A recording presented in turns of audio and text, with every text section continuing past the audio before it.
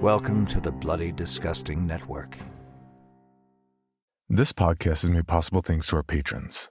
Please join me in welcoming and thanking new patrons: Norman Hemphill, Joshua T. Osborne, Patty Rook, Jamie Johnson. Run, John, it's behind you! Okay, well, first of all, I need so much more warning. I gotta stretch, gotta take some ibuprofen. Yeah, I'm not running anywhere. Nimchi, Richard Residor, April Shea, Anya S., Letitia Tyree, and Cynthia. We love our patrons. They've been making the show possible for over 4 years, so we do all we can to say thank you for all they've done for us. Our rewards start with things like early commercial-free access to all episodes, shoutouts, bonus episodes, logo, merch, and more. And you can sign up for a yearly membership and get 12 months for the price of 11 as a special thanks. To see how you can support the podcast and get rewarded, please check out our donation tiers at patreon.com/creepypod. Wait. Did you hear that? Sounds like October is just a couple of weeks away. I just wanted to take a quick second to thank everyone who listens to the show. We put a lot of work into presenting stories every week, and the fact that you choose to listen to us means a lot. So thanks. Consider what we're doing this year for the 31 Days of Horror, us taking extra steps to show how thankful we are. In the meantime,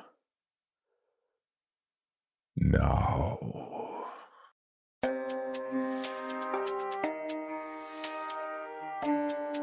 This is Creepy, a podcast dedicated to sharing the most famous, chilling, and disturbing creepypastas and urban legends in the world. Whether these stories truly happened or are simply fabrications is for you to decide. These stories may contain graphic depictions of violence and explicit language. Listener discretion is advised.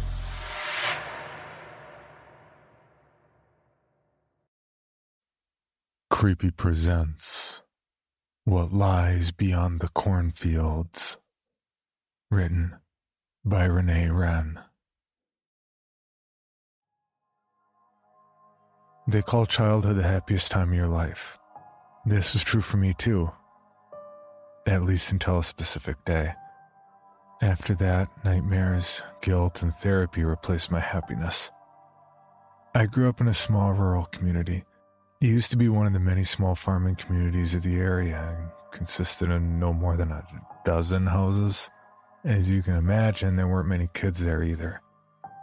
The few of us, though, were close. Altogether, there were 4 of us, all between the ages of 9 and 12. My best friend Jan and I were the oldest, both 12 years of age. Eric was a year younger than us, and Sven, the youngest, was 9. We referred to us by silly names like the Glorious Four, or other similar ones. They were all taken from or based on Saturday morning cartoons. We spent most of our free time on either the local soccer field or the playground. Every once in a while, we also went exploring the area in the small forests around the village. In summer and early autumn, that changed. During that time, it drove us to the local cornfields. The tall and thickly planted stalks of corn were an entirely different world. It was always an adventure to venture into the fields. At times, we searched for secrets inside. At others, we'd build small hideouts to the displeasure of the local farmers. To clear things up beforehand, cornfields in Germany are generally not as vast as the American counterpart. The ones around our village measured only a few kilometers in length. Sure, to us kids they seemed huge, but in reality they were pretty small. Our chances of getting lost were almost non-existent. We could walk into any random direction and would end up at the edge of the field after no more than an hour. During the summer holidays, my friends and I would meet up right after lunch. We left our bikes at Jan's house and set out for the fields. On our adventures, we'd find all sorts of things. Shiny stones, rusty tools, old newspapers, and once in a while, even a coin or old piece of clothing. In typical kids' manner, we'd make up all sorts of stories about these things. Rusty tools were left behind by farmers who ran from scary monsters. Coins had been dropped by bank robbers, and newspapers belonged to people who were hiding from the police. In our imagination, we uncovered criminal conspiracies and proved the existence of monsters lurking in the fields. One day, during the second week of the year's summer vacation, we were out in the fields again. That day, my friend Jan found something interesting. It was something shiny on the ground that proved to be a small heart-shaped necklace. It was laying in the middle of a rough patch that cut through the corn. Now, small natural trails through the fields are not uncommon, but this was different. Here, the stalks were either pressed to the ground or ripped apart. My thoughts turned to treasure in an instant. If there was a necklace here, then a group of thieves might have created this path. As we followed it along, we noticed that it wasn't a straight line. Instead, it was a wild zigzag that tore through the field.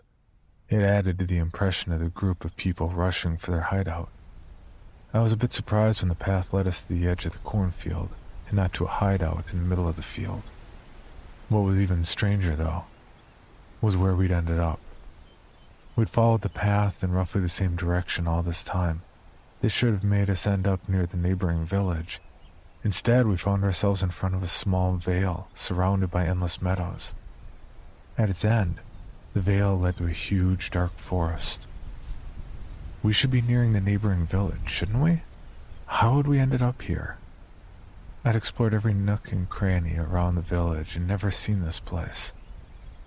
After a while, though, I accepted things as they were. Maybe this area was usually cut off by cornfields?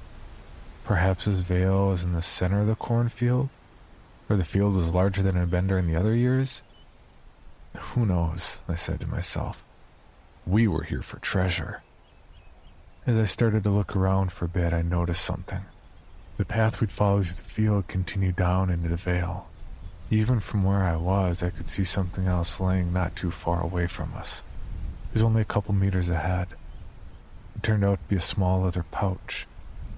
It was empty, though. There were no signs of jewelry, coins, or diamonds. Finding this pouch proved to me that we'd been on the right track. As I followed the path with my eyes, I saw that it led straight to the forest below. "There's no doubt," I blurted out. "The hiding place of the treasure must be down there." I nodded to myself and set out in the direction of the forest. Jan and Eric followed me right away, but Sven stayed back. "That forest looks scary. I want to go home," he said in a weak voice. "That's because you're a scaredy cat, Sven." I was never the sensitive type, especially with my friends around. Soon I started to laugh, and moments later Jan joined in. When both of us were teasing him, he finally kept quiet and agreed to come along. Peer pressure at its finest. As we made our way through the vale, I noticed how unclaimed the place was. The grass was growing thick and reached almost up to my knees. Small trees and bushes here and there made it seem as if the forest was hard at work extending itself into the vale. As we walked on, I felt cold all of a sudden. A fresh breeze had come up, and only as I looked did I notice how dark it had gotten. Thick gray clouds that hid the sun filled the sky. Hadn't it been a perfectly clear sky when we'd walked through the cornfields? At the edge of the forest, I first thought the path stopped there. My hope was already fading, but Eric pointed at a few broken off branches nearby. Scanning the area revealed some unearthed trees and many scattered leaves. I pointed in the direction we continued on. The forest ahead of us started out normal enough, but with each step it grew darker. As we made our way deeper and deeper inside, I started to become a bit more anxious. The first thing I noticed was the light. By now it seemed as if we were walking in a sort of twilight. The world had changed from bright green and brown colors to an almost colorless gray unison. Looking back, I'm not sure why I continued deeper into the forest. I guess it was a mixture of curiosity and not wanting to admit how anxious I was in front of my friends. I heard Sven talking to Eric in a low voice. It sounded like he was out of it and barely held back his tears. This was enough, I said to myself. I stopped and looked around and then at my friends. Only then did I notice how quiet things were around us. I'd lived near forests my whole life and knew that you were supposed to hear birds and the rustling of trees. Here in this gray twilight, There was nothing.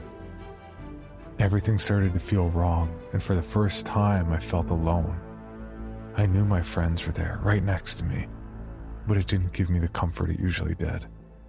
When Eric poked me in the back, I jerked around to yell at him, but I saw that he was pointing at something.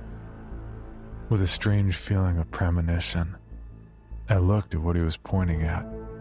It was a sort of construction nestled between a few trees. It was no more than 30 meters away, but so easy to miss. For a moment I scanned the area around us in a surge of panic. Was there someone else here? This day had started out as just another little adventure. Pretending to hunt criminals and searching for treasure was one thing. Now, though, in this forest, the danger started to feel very real. I had enough of this whole thing. We should go back, I thought. And I was about to suggest it when Jan took the first step in the direction of the weird construction. "Let's check it out," he whispered with a grin on his face. "What are you—" I started, but then nodded. I didn't want to admit that I was afraid. So against my own feelings that things were wrong, I followed him. Eric tagged along after a while, but Sven stayed where he was. I couldn't blame him. As we got closer, I saw that it was a sort of hut. It was constructed from nothing but sticks and branches of various size.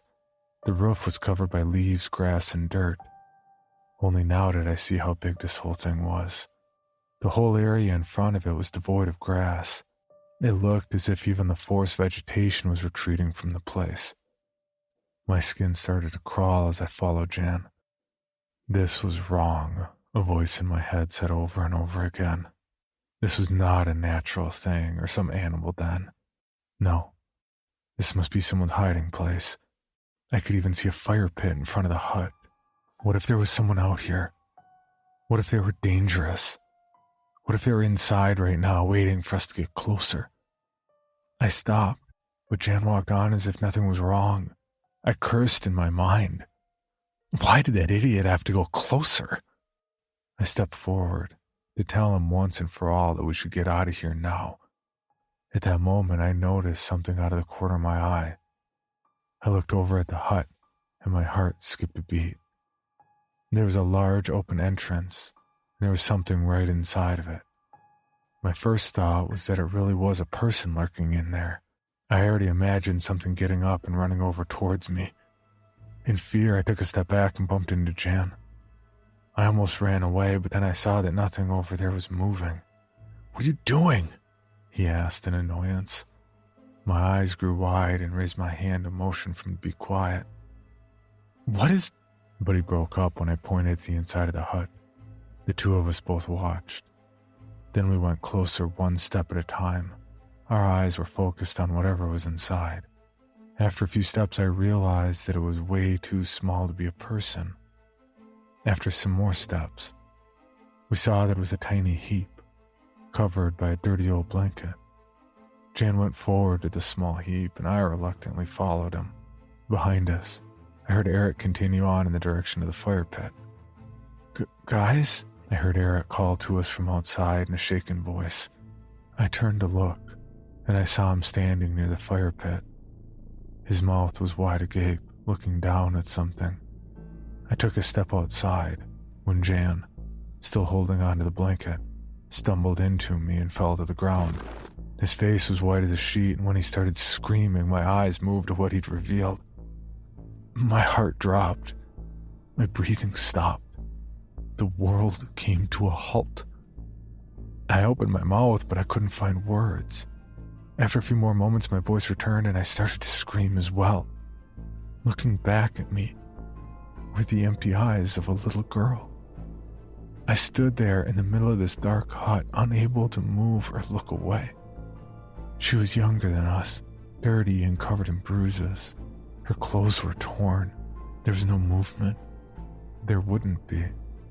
Somehow, even at my young age, I knew she was not alive anymore. Her body was twisted, almost folded together to fit under the blanket. I don't know how long I was looking at it. Jan was next to me, pulling at me, but I was dazed. After another second, I was able to turn to him and look at what he was pointing at now. There was another heap in the corner near the entrance. This one wasn't covered. It consisted of only one thing: shoes. There in the corner was an innumerable amount of tiny shoes. It must be hundreds of them, I thought. Hundreds of children's shoes. As I stumbled outside, I saw Eric still standing next to the fire pit. He wasn't moving at all, just staring at something. Only as I came over did I see the real horror of this pit. In its center, I saw a variety of bones. I saw at least 2 human skulls in between the mess, and I knew what kinds of bones they must be. I touched Eric's arm, but he wasn't reacting. I noticed only now that he wasn't looking down at the bones in the fire pit. He was frozen in place, shaking and looking at something between the trees ahead. At that moment, I saw it too. Something was moving over there. Oh shit, I thought. Someone must have heard mine and Jen's scream. It must be the place's owner. I imagined it was some crazed Hagrid serial killer, or considering the pit a cannibal. The reality, though, proved to be much, much worse. I noticed it right away. The size didn't match. Whatever was over there was much too tall for a person. Was it some kind of animal? Then I caught a glance of something. I saw long gray arms, an assortment of legs, and what I could only think of as huge, bulking bodies. I thought it was multiple creatures. There were too many arms and legs. But then I realized it was all an entangled, twisted whole. It made its way through the trees a good 100 or so meters ahead of us, as if searching for something. From where I stood, I could only watch the horrific nightmare creature in a dazed state. This was not real. It couldn't be. In wonder and shock, I stood there and watched. For a moment I wondered when I'd wake up from this dream. Then I saw that the creature was holding something. I told myself it was a small animal. It was a rabbit or a deer. I said it to myself over and over again. It didn't help. I saw the tiny arms, the tiny legs. I saw the empty blue eyes. Finally, I saw the clothes and the little shoes at the end of the legs. What the creature was holding in one of its many arms was the limp body of a child. "Oh God, no! Oh God, no!" I heard Eric mutter next to me. Right at that moment, Jan came over to us and saw the thing too. "What the hell is that?" he screamed. With that, the thing noticed us. It let out a weird, distorted scream of its own that made my ears ring before it came crashing towards us. Branches splintered against the gray monstrosity's hulking body. I saw how it used 2 of its arms to push tree trunks aside as if they were nothing. Its many legs were moving in a hypnotic, disjointed way. I was still in shock. For a few moments, I could only watch as the surreal beast came closer and closer with each second. As I remembered the shoes, the bones in the fire pit, and finally the dead girl, I realized this would be me too. I saw the rest of my friends. Jan was tumbling backwards. Sven was standing 10 meters behind, crying, but turned to run. Only Eric and I were still standing there. Finally, I snapped out of it and pulled him after me. After we started running, the thing screamed once more. With each passing second, I knew it was coming closer. I could feel the ground shake with each step of its many legs. I turned around, sure to see the thing reach out for me. But no. It had stopped in front of the hut. It must be the thing's hideout. It dropped its prey and then it started to move its head around. It looked as if it was sniffing the air. Was it blind? I had no idea and kept running. What the hell was that thing? Where were we? My legs ached and my lungs burned. For a short moment, I slowed down to catch my breath. As if to answer this decision, the creature screamed once again. "Oh, please, no. Just stay there." I prayed to myself. I didn't have that much luck. The noise behind me was enough to know that it was coming after us again. It sounded as if a truck, or better, a tank, was crushing through the forest behind us. I heard the splintering of both trees and branches. It was as if nothing could stop the thing. Finally, I saw the edge of the forest ahead. Then I reached it. Then I rushed outside in its small vale. My friends were ahead of me, even Sven. I didn't get to focus on them. Only seconds after me, I heard something huge explode out of the forest as well. Branches and twigs came raining down all around me. I looked over my shoulder once more. I saw the sickly gray and leathery skin of the centauric monstrosity only a dozen or so meters behind me. This time I was able to make out the deformed head. There was a garden maw and weird bony hole above it. Where the thing's eyes should have been was only grown together scar tissue. The thing's forearms were all reaching out for me. I remember that its hands had too many fingers. I don't know how many there were. They were almost as thin as twigs, but much longer, as if they had too many joints. Right at this moment, I tripped over a hidden stone in the tall grass. For a few more steps, I went on before I crashed straight to the ground. Jan, who must have seen me fall to the ground, turned towards me. Our eyes met, grew wide, and he screamed at me, "Get up, get up, get up!" Right then, the creature behind me turned around. It focused its attention on Jan. I saw how it rushed over to him on its many legs. Then, only moments later, the long, thin fingers reached out for him. The thing let out a triumphant scream as it caught my friend's squirming body in one of its hands. He screamed up in pain, fear, and confusion. I saw tears streaming from his eyes. He struggled against the grip and then reached out his arms towards me. "Tom, help me! Tom, help me!" He screamed my name over and over and over again as the fingers closed around him. I watched, shook my head, and the only thing on my mind was not me. Dear God, the thing has not gotten me. I can't let him get me. I have to get away. I jumped back to my feet and started running again. All the while, Jan was screaming after me. I didn't look back. I couldn't. I only ran on.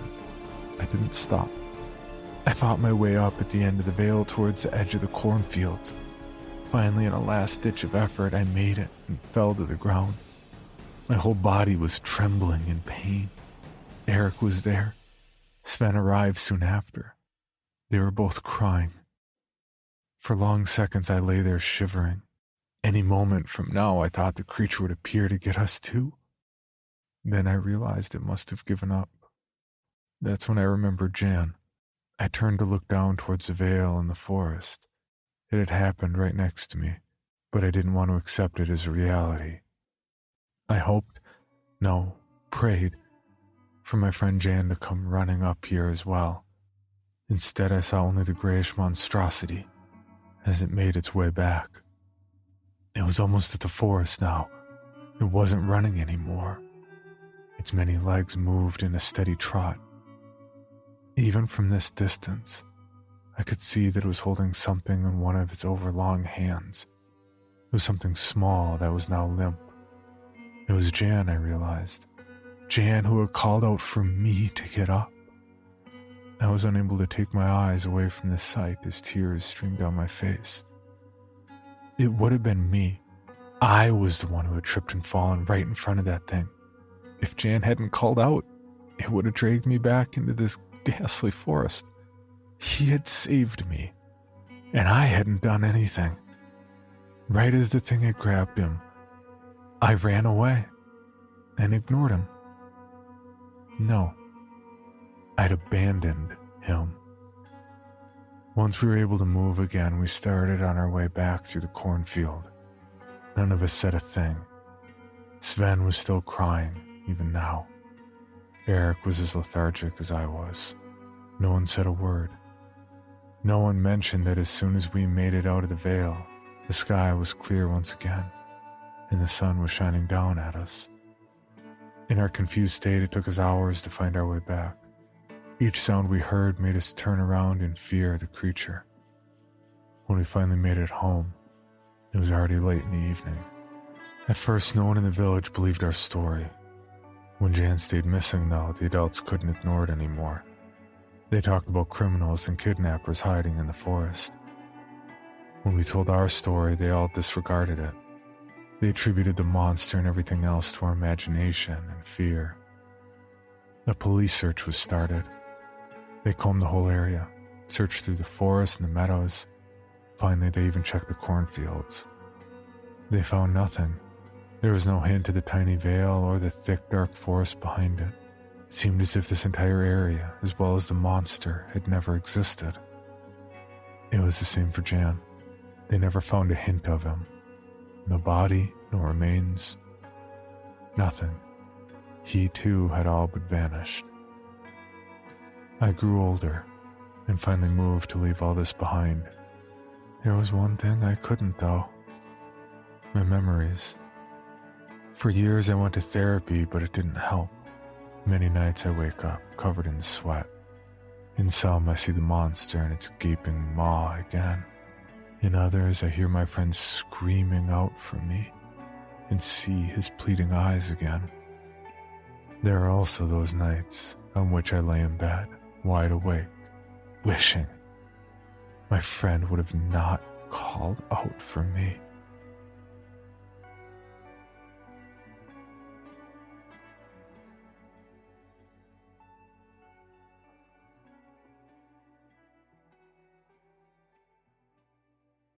Hey, Daddy, could you... Hold on, Pumpkin, I'm watching something.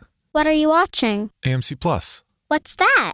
Want the epic stuff? Yes. The high stakes stuff? Of course. The keep you up at night, can't stop watching stuff? You know, the good stuff. My bedtime is 8, and you told me you guys just go to bed after I go to sleep. Yeah, we lied.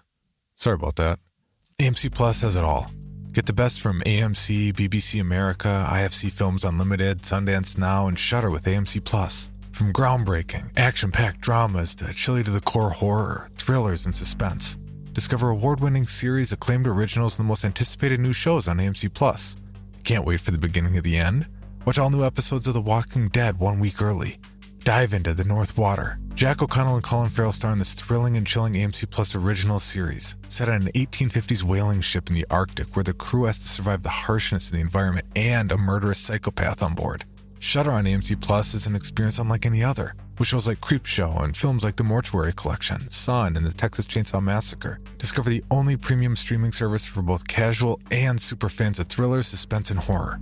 Available ad-free, on-demand, and through the platforms you're already on. Anytime, anywhere with AMC Plus. AMC Plus. Only the good stuff. Oh, I'm sorry, Pumpkin. I interrupted you earlier. What did you want to ask me? I was just wondering if you could watch this. A VHS tape? Do you even know what this is? No.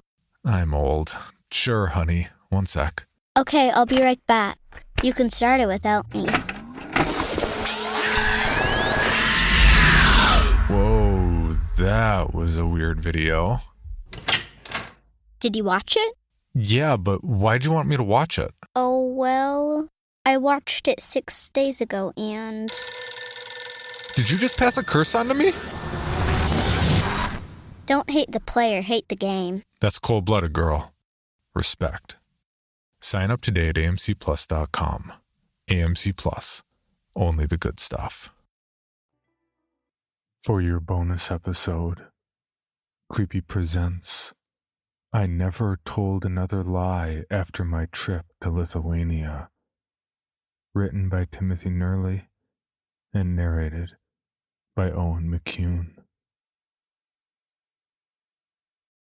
Growing up, I was not a pleasant child. I would often lie. Not big, grandiose lies. I wouldn't tell other kids that I had superpowers or that my dad worked for Nintendo. Instead, my lies were sly, underhanded, and full of malice. It started in preschool when I learned that select words had the power to grant my desires. I had that toy first. He pushed me. I feel sick. She called me names. The grown-ups around me soon grew wise to my trickery and would give the other children the benefit of the doubt in a dispute. Instead of this teaching me a valuable lesson about being truthful, it instead taught me that I needed to be smarter. Clearly, my lies were not believable enough. At age 5, I picked some berries from a bush and squeezed them under my shin. The berries came from a bush just outside the school fence, and I was able to squeeze my hand through the bars to pick a few. Clutching just above where I had crushed the berries, I limped towards my teacher, who was supervising the playground. I told her that another boy had thrown a rock at me and that it had hit my leg.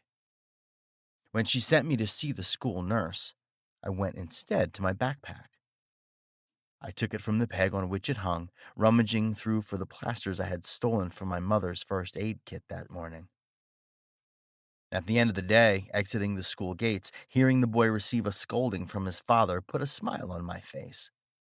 It was clear that I had been believed, and the teacher had informed the boy's father of his misdeeds.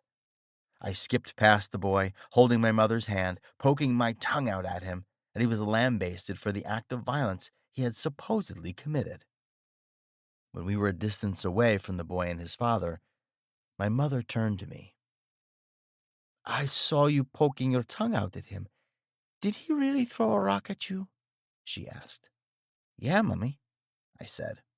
"He did. Look, I have a plaster." I pointed to my leg. "Remember, monsters eat the tongues of little boys who lie." She frowned. Her accent was thick, though mine was non-existent. She had moved here from Eastern Europe before I was born. "No, they don't. You're lying." I grinned smugly at her, knowing that I had her beat. My mother just sighed and continued walking alongside me. Years went by and my lies increased in their elaborateness. At 7 years old, I pressed my hands into the gravel of the school car park and placed the blame on the same boy. Another time, I poured water over my head at the bathroom sink and claimed that another boy had given me a swirly. By age 9, I was willing to sustain injury to commit a lie. My mother and father sent me to a counselor. I lied to my counselor, though I'm certain she saw right through it. It doesn't take a genius to work out that a compulsive liar, and a particularly devious one at that, would lie in such a situation. I had been going to counseling for a year, and I had made a lot of progress, in the sense that my lies had become even more undetectable by grown-ups. I knew that I was under close scrutiny, so my lies had to be perfectly undoubtable. At 10 years old, in class, we were tasked with drawing a picture of characters from a book that we had just read. I needed the green pencil from the pencil pot on my shared desk. My classmate had the green pencil. "Give me the green pencil," I said. "I'm using it," she continued coloring. "You can have it after. I'm almost done." "I need it now." I lowered my tone as much as my prepubescent voice would allow. "No, I'm using it," she said. I snatched the pencil from her hand. "Hey!" she cried. I drove the pencil into my own shoulder, piercing through the sleeve of my school uniform. I cried out in genuine pain, and the class looked over to us. "Why would you do that?" I yelped at my classmate, my truthful agony creeping into my deceitful voice as I withdrew the pencil from my skin. By now you've probably gathered that my lies were no longer tools to gain that which I desired. At that point, the lies had become the thing I wanted. No longer were my false words to get something I needed or to get someone I didn't like into trouble. They were horrible little compulsions that I could not help but do. If it was about personal gain, I could have told the teacher that the girl had taken the pencil from me, but it wasn't about the pencil. I had decided to punish her for not immediately giving me what I wanted. My mother received a call and picked me up from school not long after. That evening, after I heard a muffled argument between herself and my father through the bedroom door, she booked 2 plane tickets to Lithuania. My grandparents' home was a humble farmhouse in the Lithuanian countryside. It had a cozy attic room through which the restored masonry of a stone brick chimney ran. Just outside was an ancient tree planted far before my grandparents were the owners of this home. Some of its lower branches rested tentatively against the roof of the farmhouse. Looking back, it was a beautiful work of antiquity that few in this world would be so lucky to spend their time at. At the time, however, I thought it was old and boring. I couldn't watch TV or play video games or do anything fun. My grandfather wouldn't speak to me in English, which irritated me. I pretended that I couldn't speak Lithuanian, and my mother shouted at me for lying. "Shameful boy," my grandfather said in English, shaking his head and walking away. "We will put you to work tomorrow." In the daytime, the attic room was illuminated by a skyward window on the sloping wall, a modern addition to the age-old farmhouse. The bright sunlight would caress my body with its warmth as I laid, bored, upon the small bed that was positioned in the center of the room. At night, the crescent moon peered over me like a tilted smile, prying on me as I lay sleepless. The rustling of the great tree unsettled me when I tried to rest, its gentle rapping against the exterior of my grandparents' home, occupying my mind and prohibiting me from drifting into slumber. Luckily, the tree was on the opposite side of the house to the window, so I wasn't subject to the dancing shadows that one would often see in movies or cartoons. In the morning, I would be awoken by the rooster that my grandparents, for some reason, decided to keep around. I was given duties, chores, and jobs that I would never have been given at home. Collecting eggs, watering crops, brushing the horse. I didn't want to do any of it. When I was asked to feed the chickens, I said I couldn't because I was allergic to the chicken feed. My grandmother made me do it anyway. When I was asked to pick the tomatoes, I said I couldn't walk around because I had hurt my foot. My grandmother made me do it anyway. When I was asked to refill the horse's trough, I said I couldn't because the water bucket was too heavy. My grandmother, you guessed it, made me do it anyway. It seemed that my no-nonsense grandparents were having none of my antics, and that my mother had informed them of my behavioral issues. When we were eating our lunch at the dinner table, we spoke in Lithuanian. "I see why you've brought him here." My grandfather didn't look up from his plate as he spoke to my mother, talking as though I wasn't there. "He is a troubled boy." "I'm sorry it has been so long," my mother replied. "Not to worry," my grandmother reassured her. "You're here now. It's good to see you. And anyway, I'm sure some hard work will put the boy right." "I hope so." My grandfather chewed on his tomato. "We know what happens to little boys who lie." I wasn't keen on the food that was prepared for me. There was a noticeable lack of chicken nuggets on my plate. In my glass was some putrid goat's milk, and I refused to drink it. I spent the rest of the day attempting to make excuses to avoid various chores, none of which worked. Dinner time was much the same as lunch. My elders spoke about me as if I wasn't there, and I forced down a mouthful of some horrible slop out of a desperate hunger. After our evening meal, my mother and grandmother left to do the washing up, and I was left alone with my grandfather. "When I was your age, the Russians were in control of this place," he said. "Cool," I replied, in English.